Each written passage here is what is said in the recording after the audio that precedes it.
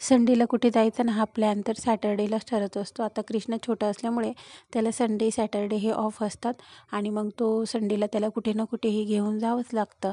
त्याच्यामुळे तो छान असे प्लॅन बनवतो आणि तो सजेस्ट करतो की आता कुठे जायचं आणि त्याच्यानुसार नाशिकचे थोडेफार स्पॉट्स आम्ही फिरत असतो. आणि त्याचं सगळ्यात फेवरेट तर सिटी सेंटर मॉलच आहे, कारण तिथे त्याला खूप छान असे गेम वगैरे खेळायला मिळतात.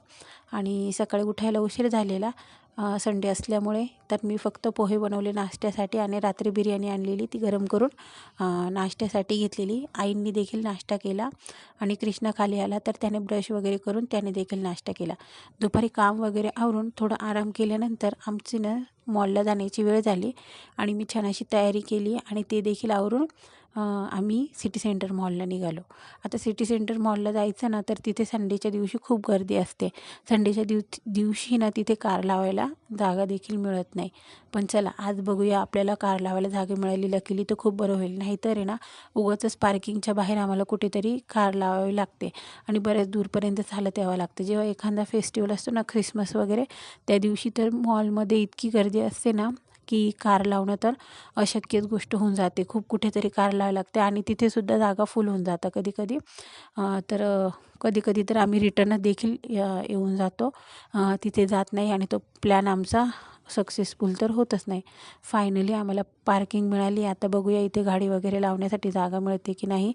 जर जागा मिळाली तर चांगलंच होईल, कारण कधी कधी थर्ड फ्लोअरला देखील गाडी लावावी लागते. आणि मग आम्ही ना आता बघतो की मिळते की नाही. आता यांनी तिकीट वगैरे तर काढलेलं आहे, पण आता जागा मिळणं देखील तितकंच महत्त्वाचं आहे, तरच ते पुढचे आमचे फिरण्याचे वगैरे प्लॅन होते. फायनली आम्हाला गाडीची जागा भेटली आहे. गाडी लावण्यासाठी जागा. आता कृष्णा तर हॅप्पी झालेला आहे, कारण गाडी सेफ्टीनुसार उभी राहून गेलेली आहे. आता आम्हाला वरती जायचं आहे. आता तो वरती जाऊन काय करणार, खूप सारे गेम खेळणार. आता ते गेम वगैरेचा आवाज ऐकून मला तर चक्करच येते. पण आता चला, कारण तिथं खूप गोंगाट असतो.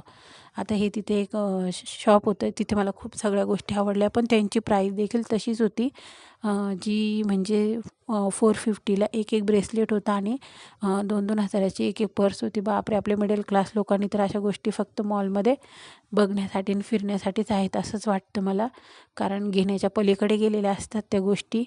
आणि कृष्णा त्यानंतर खूप छान असे गेम सर्व खेळला आणि तो पळपळ करून इकडे तिकडे सर्व गेम बघत होता आणि खेळत होता आणि मी त्याच्या मागे मागे चाललेली होती. काही वेळानंतर मला बोर व्हावं झालं होतं, पण आता काय करणार, मुलासोबत आलो आहे तर त्याला ते जे आवडतं ते तर बघावंच लागेल. आणि नेहमी ते सिटी सेंटर मॉलला जाऊन देखील बोर होतं आणि गेम झोनमध्ये तर बोरच होतं. मला काय माहिती का बरं, पण त्याला म्हणजे सगळे गेम खेळायचे होते. त्याचे पप्पा त्या माणसांना विचारत होते, पण तो आहे ना एक कोणते गेम खेळायचे याची प्लॅनिंगच त्याच्या डोक्यामध्ये चाललेली.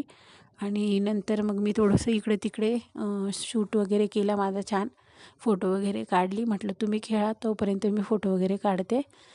तसं छान आहे तिथे वातावरण, फक्त त्या आवाजांमुळे थोडंसं बोर होतं.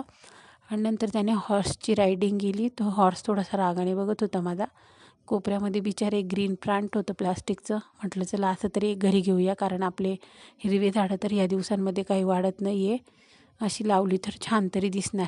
नंतर घरी येताना आहे ना छान असा लोणी स्पंज डोसा खाल्लेला, जो नाशिकचा फेमस आहे असा.